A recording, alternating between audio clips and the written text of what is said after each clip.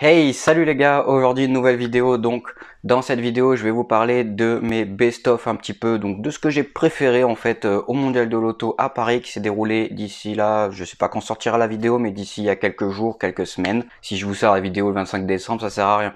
C'était ma première fois que j'allais à Paris depuis que j'ai le permis. Donc ça fait quand même 5 ans que j'ai le permis, mais j'avais jamais été à Paris en voiture. C'était une belle merde. J'ai préféré y aller une heure avant l'heure de mon billet. C'était toujours pas assez, puisqu'en fait j'avais pris en fait des billets. Tu pouvais choisir entre tel horaire et tel horaire. C'était moins cher que si tu prenais une journée complète. Donc j'avais pris entre 10h30 et 11h30. Et en fait, je suis arrivé à 9h30 dans les files d'attente pour aller dans les parkings.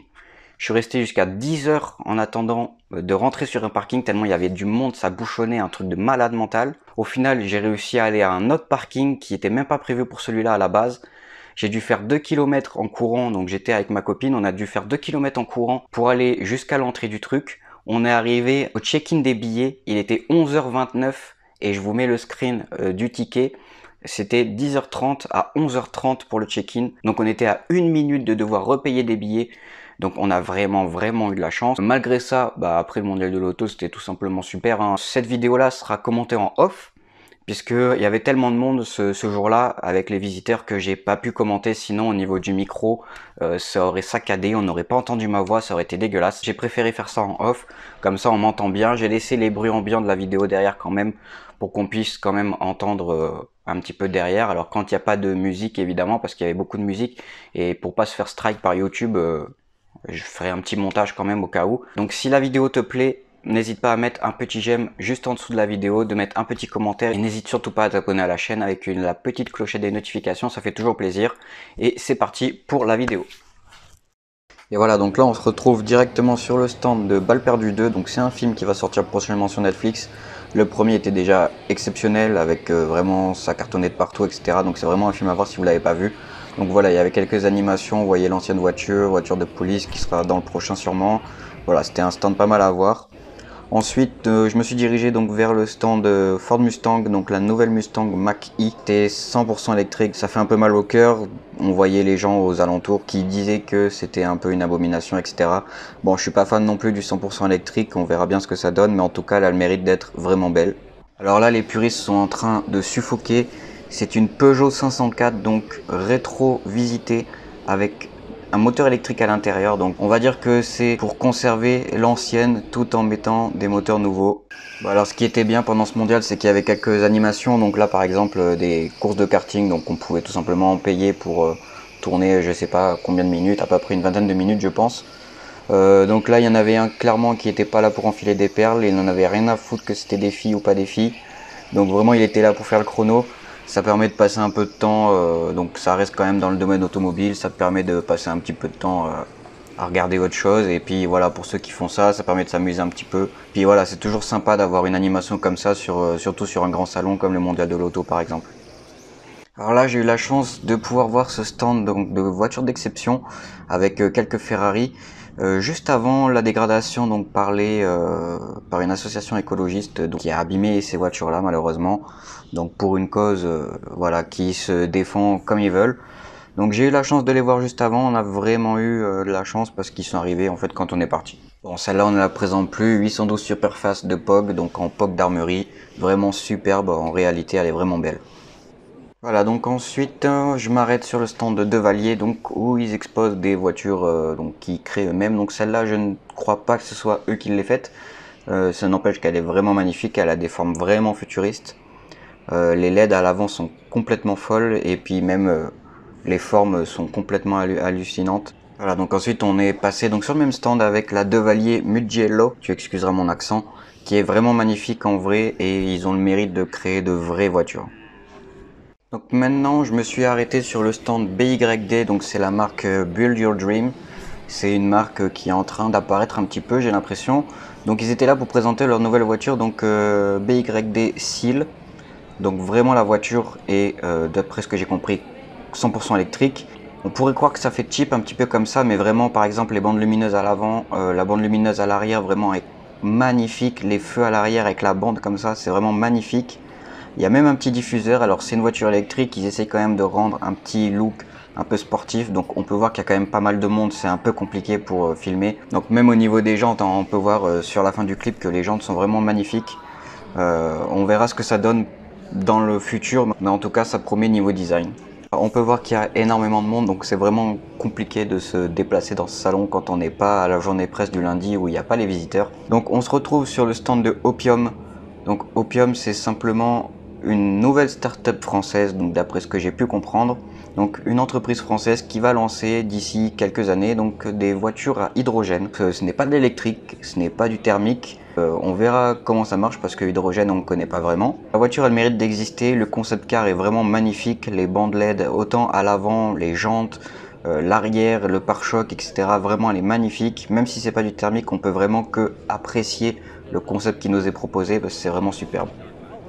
Un peu plus loin il y avait le stand DS, anciennement Citroën, voilà, maintenant il y a Citroën et il y a DS. Là c'était leur concept car DS e-Tense, ça c'est complètement exceptionnel, c'est une voiture donc concept car qui sortira dans les prochaines années normalement. La voiture est complètement magnifique avec des formes vraiment futuristes, d'une bande LED comme les autres d'avant, vraiment dans le futur. La voiture apparemment de ce qui a été dit serait un avion de chasse, donc un 0 à 100 en 2 secondes avec plus de 800 chevaux, donc en total électrique. Les feux arrière sont complètement hallucinants avec le quadrillage comme ça, la coupe, les jantes, le diffuseur en full carbone, les bas de caisse en full carbone, vraiment la voiture était exceptionnelle. Bon là on voit plein de micro-rayures mais c'est parce qu'il y a beaucoup de gens qui touchent aussi. Juste à côté de DS évidemment il y avait Peugeot, donc les deux concurrents. Là on a encore affaire à une hypercar complètement futuriste, donc celle-là d'après ce que j'ai compris elle est prévue donc pour les 24 heures du Mans dans quelques années. On peut voir les feux arrière sont complètement fous, on n'a jamais vu ça sur des voitures. De ce que j'ai compris, ça serait une voiture avec un moteur donc de 2,6 litres V6 biturbo qui délivrerait en hybride 680 chevaux plus un moteur électrique. Je pense qu'elle devrait atteindre peut-être les 800 chevaux, à peu près comme la DS. Alors peut-être je me trompe, peut-être que 680 chevaux au total, mais ça reste quand même hallucinant. La longueur de la voiture, j'arrive même pas à la filmer tellement qu'elle est longue. Les jantes sont complètement folles, la carrosserie elle a été pensée vraiment pour l'aérodynamisme. Le spoiler à l'avant, donc vraiment la lame, c'est hallucinant, tu marches dessus, ça te fait un escalier. Les bandes LED à l'avant sont complètement folles, on voit encore la griffe donc, de Peugeot qui rajoute ça sur ses dernières voitures, donc 208, 308, etc. On voit ça sur toutes les bandes lumineuses à l'avant des nouvelles Peugeot. Le nouveau logo Peugeot aussi qui est là, illuminé, donc quand les phares sont allumés apparemment, ça prévoit du bon pour le futur, en tout cas niveau design, et même si c'est de l'hybride, ça reste quand même du thermique. Alors comment ne pas parler de cette Renault 5 Turbo électrique par Renault? Donc quand on voit les LED à l'avant, la forme, etc., c'est vraiment un truc de fou. Ils ont repris quand même les formes de la Renault 5 Turbo, évidemment remise au goût de l'électrique. Donc ça fera, si je ne me trompe pas, 380 chevaux en full électrique en propulsion, un 0 à 100 en 3 secondes 5. Donc ça va à mon avis envoyer du pâté sur une petite voiture comme ça. Un aileron qui te permet de t'envoler sur Namek et des roues qui sont larges comme jamais. Un diffuseur à l'arrière, il est exceptionnellement grand. Juste derrière cette R5, on avait donc la Renault 5 banale, donc évidemment vraiment revisitée aussi, avec tout simplement full électrique aussi, donc beaucoup plus sage avec un moteur maximum de 136 chevaux. Donc ça reste quand même correct pour une voiture avec ce gabarit là. Je ne sais pas ce que ça donnera sur route, en tout cas elle a le mérite d'exister, elle est quand même assez belle, donc évidemment on n'est pas du tout sur les anciennes R5 comme on connaissait auparavant qui seront indémodables. Mais au moins ils remettent quelque chose au goût du jour, ça fait quand même plaisir de revoir des trucs comme ça. Et on verra, ça sera commercialisé normalement début 2024. Donc là on se dirige vers le stand Alpine avec la 110R. Alors voiture magnifique, mon coup de cœur du mondial de l'auto. Capot carbone, lame avant en carbone, jante full carbone, diffuseur arrière en carbone, bas de caisse carbone, lunettes arrière en carbone. Enfin c'est un truc de malade cette voiture.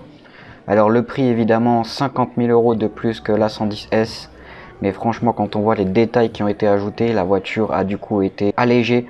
Donc elle est moins lourde de 30 kg à peu près. Donc sur une voiture qui fait un peu plus de 1 tonne, c'est quand même important le poids. L'aileron carbone est complètement magnifique. Le diffuseur il fait sortir les sorties arrière, c'est superbe. D'après ce que j'ai compris c'est le même moteur, donc c'est le 1,8 litre 300 chevaux. Donc dommage évidemment que ça peut repasser sur un 2 litres. Donc le 0 à 100 a un petit peu été amélioré, normal par rapport au poids. Sinon à l'intérieur il y a des baquets, des harnais monopoints, etc. Donc c'est vraiment une dinguerie cette voiture.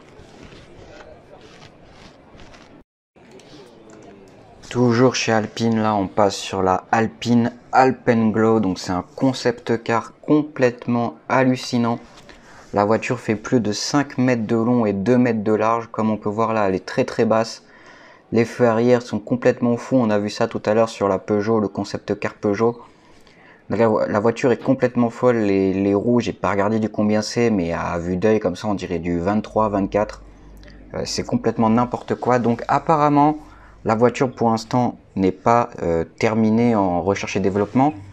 Ce serait, d'après les dires, un V8 donc thermique, sauf que ce serait un V8 à combustion hydrogène, donc un truc tout nouveau en fait. Ça serait un V8 donc qui ferait du bruit comme on a l'habitude, mais qui rejetterait des vapeurs d'eau, donc ça serait pas un V8 à l'essence comme on a l'habitude de voir normalement. Donc on verra bien ce que ça sera. Normalement ça sera vers 2030-2035 si ça sort vraiment. Mais le concept car est complètement fou. Les bandes LED à l'avant, les jantes on dirait qu'elles sont illuminées comme ça. Enfin vraiment le concept est fou. La forme est complètement hallucinante. Vraiment il y avait un nombre de personnes autour. On peut voir sur la vidéo hein, il y avait un nombre de personnes autour de ce concept car. Il a fait vraiment beaucoup plus l'unanimité que les autres concept cars que j'ai pu vous montrer avant. Donc on verra ça dans une dizaine d'années. Comment aller au mondial de l'auto sans passer par le stand Villebrequin évidemment. Donc c'est deux youtubeurs qui ont sorti un multiplat de 1000 chevaux, donc le multiplat, donc je pense évidemment que tout le monde connaît ici.